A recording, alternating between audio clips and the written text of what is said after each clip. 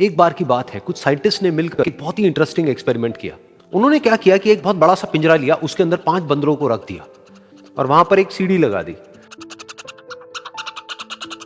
उस सीढ़ी के टॉप पर कुछ केले रख दिए।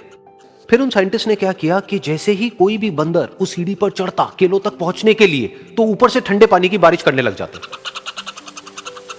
तो जैसे ही वो ठंडा पानी गिरता उस बंदर के ऊपर जो कि सीढ़ी पर चढ़ रहा था, वो फटाफट से नीचे आता तो पानी बंद हो जाता। फिर दोबारा से कोई और बंदर उस सीढ़ी पर चढ़ता उन केलों तक पहुंचने के लिए, दोबारा से यही होता। दोबारा से ऊपर से ठंडे पानी की बारिश होती, वो बंदर जैसे ही नीचे आता दोबारा से बारिश बंद हो जाती। तो बंदरों ने इसका मतलब यह निकाला कि जैसे ही कोई भी सीढ़ी पर चढ़ता है तो ऊपर से ठंडा पानी गिरता है। फिर उसके बाद में जैसे ही कोई भी बंदर उस सीढ़ी पर चढ़ने की कोशिश भी करता तो बाकी के बंदर सब इकट्ठे होकर के उसको पकड़ते, उसको मारते, उसको पीटते और उसको नीचे गिरा देते। फिर दोबारा कोई कोशिश करता, दोबारा उसके साथ भी ऐसा ही होता। फिर उन साइंटिस्ट ने क्या किया कि उन 5 बंदरों में से एक बंदर को उस पिंजरे में से निकाला और उसकी जगह एक नए बंदर को उस पिंजरे के अंदर डाल दिया। अब उस बंदर को नहीं पता था कि यहां पर क्या खेल चल रहा है। उसको जैसे ही सीढ़ी के ऊपर वो केले नजर आए, वो फटाफट से उस सीढ़ी के ऊपर चढ़ने लगा। अब की बार साइंटिस्ट ने कोई बारिश नहीं करी, लेकिन फिर भी जो बाकी के बंदर थे उन्होंने इसको पकड़ा, सीढ़ी से नीचे उतारा और मारने पीटने लग गए। इस बंदर को समझ नहीं आया कि मेरे को क्यों मारा जा रहा है, तो उसने दोबारा कोशिश करी। जैसे उसने दोबारा कोशिश करी, दोबारा से उन 4 बंदरों ने वही किया।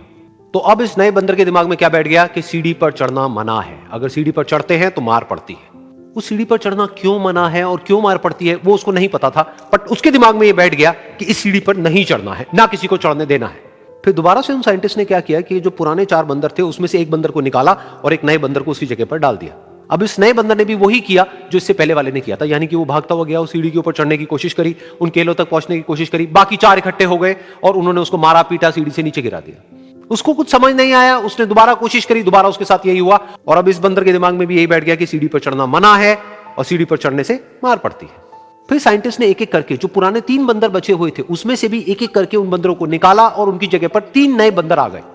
अब ये 5 बंदर नए थे और किसी को भी ये नहीं पता था कि उस सीढ़ी पर चढ़ना मना क्यों है, लेकिन उन सबके दिमाग में बैठा हुआ था कि सीढ़ी पर चढ़ने से मार पड़ती है। तो कोई भी कोशिश नहीं कर रहा था, जबकि अब कोई ठंडे पानी की बारिश भी नहीं हो रही थी।